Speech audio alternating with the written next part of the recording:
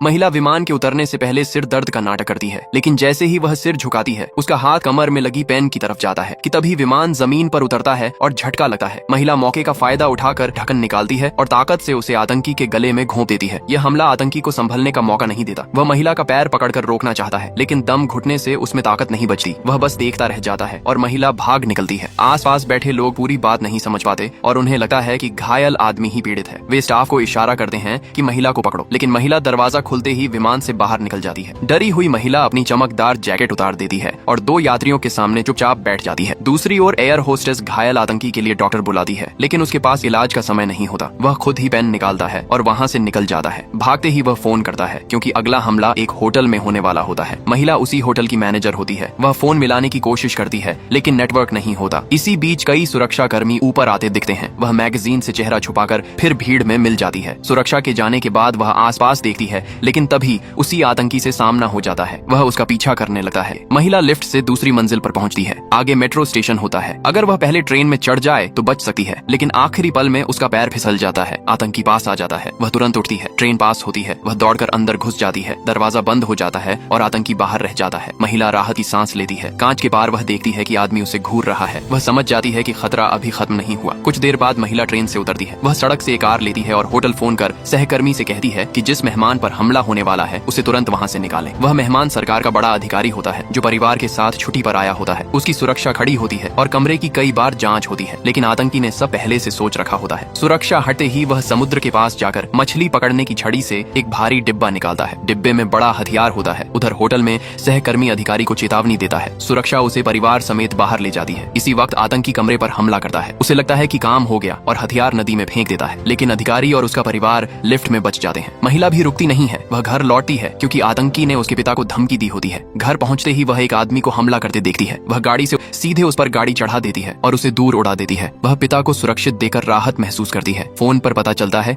कि होटल तबाह हो चुका है, लेकिन अधिकारी बच गया है। वह मदद के लिए निकलती है, लेकिन दरवाजे पर वही आतंकी मिल जाता है। वह कुर्सी गिराकर उसे ठोकर लगवाती है, फिर ऑक्सीजन सिलेंडर फेंकती है। आतंकी फिर भी पीछा करता है। घर के अंदर लड़ाई होती है। वह फूलदान फेंकती है और उसे ऊपर बुलाती है। वह छुपकर हमला करता है और महिला को नीचे गिरा देता है। आतंकी उसे मारने ही वाला होता है कि तभी उसका पिता होश में आता है और गोली चलाकर आतंकी को मार देता है।